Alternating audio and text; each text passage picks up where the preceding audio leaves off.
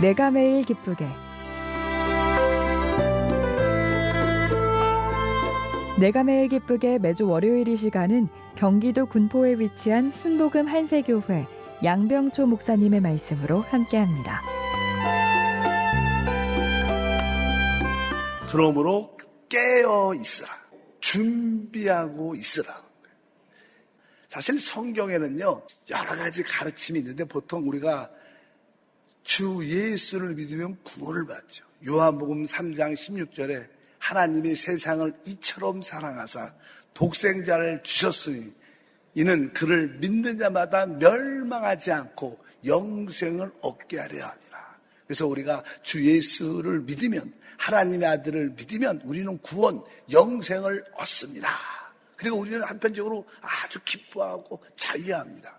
그러나 우리는 이 요한복음에 있는 이러한 아들이 있는 자에게는 영생이 있다는, 구원받는다는 그런 약속의 말씀도 있지만 마태복음에 나오는 그 말씀도 동일한 하나님의 말씀인 겁니다. 마태복음의 7장 21절은 이렇게 말합니다. 나더러 주여 주여 하는 자마다 다 천국에 들어갈 것이 아니요 다만 하늘에 계신 내 아버지 뜻대로 행하는 자야 들어갈 것이다.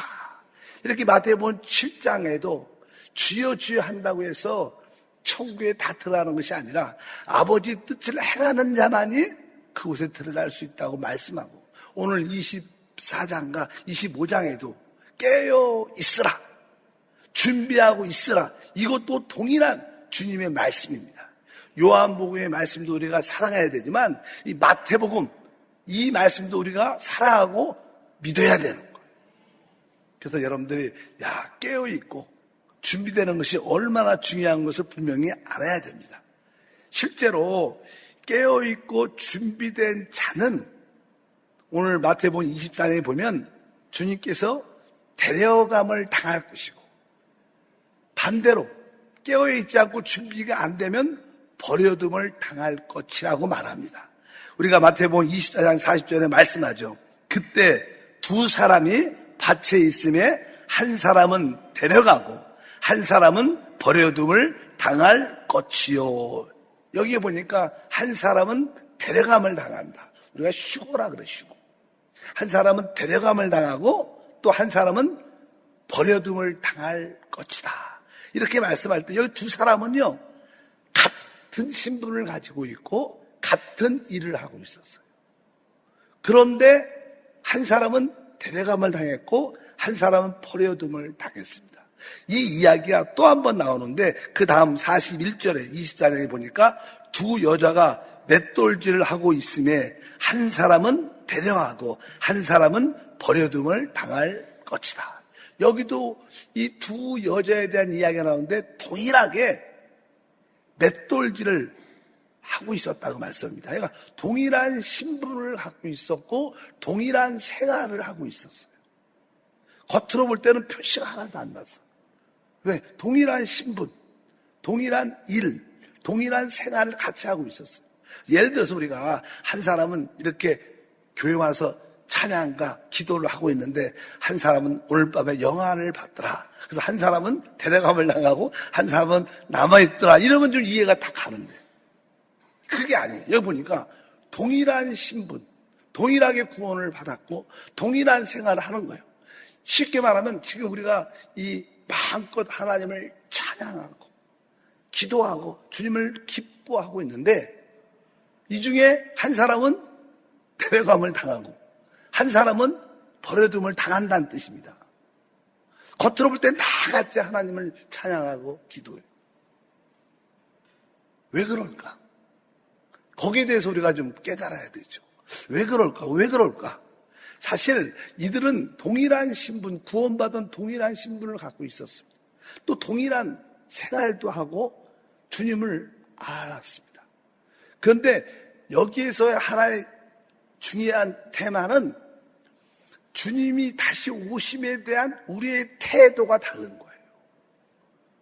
우리는 이 땅에서 살 때 참된 신앙생활은 무엇이냐? 주님의 다시 오심을 기다리고 주님의 오심에 대해서 깨어있고 준비하는 것이 우리의 인생의 의미와 목적입니다.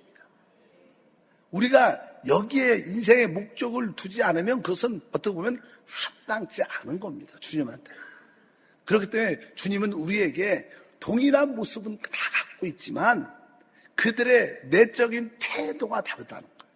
주님의 다시 오심에 대해서 한 사람은 어떻게 그것을 알고 깨어있고 그것을 위해서 준비했던 거예요. 그러나 어떤 분들은 동일하게 주님의 다시 오심에 대해서는 전혀 관심이 없어요. 주님의 다시 오심에 대한 관심이 없고 우리는 찬양할 수 있고 예배할 수 있고 봉사할 수 있어요. 그렇죠. 그런 의미입니다. 그러니까 여러분들이 주님의 다시 오심에 대한 태도가 어떠한가에 따라서 달라진다는 거예요. 그런 의미에서 여러분들은 주님의 다시 오심에 대한 여러분의 마음의 태도는 정확하게 어떻습니까? 오시기야, 언젠가 오시겠지. 근데 내 때는 아닐 거야. 이런 분들은 어떻게 보면 버려둠을 당하는 사람일 거야.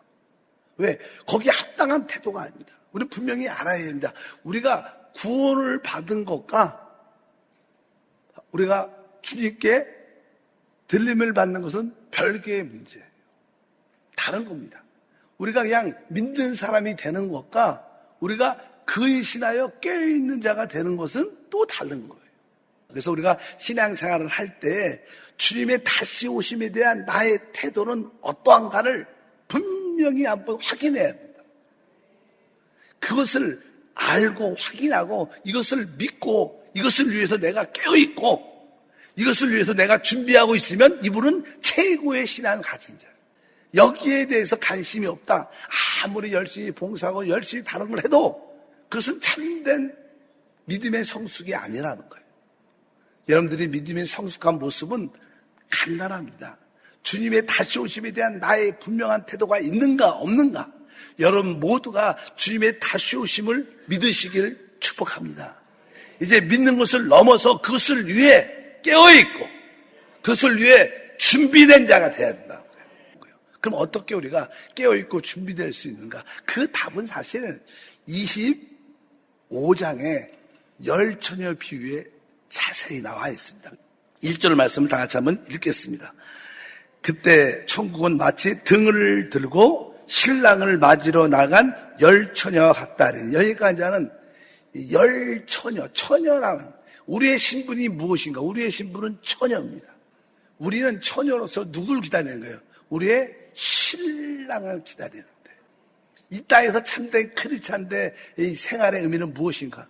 바로 우리 다시 오실 우리의 신랑을 기다리는 거예요.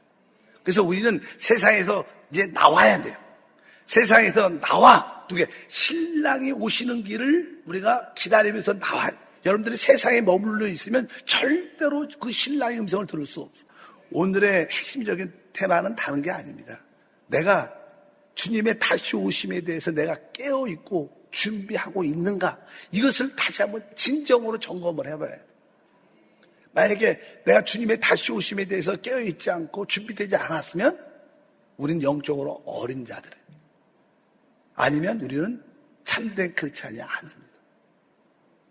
진짜 성숙한 크리스찬들은 이 주님의 다시 오심에 대한 분명한 태도가 있는 자들이에요.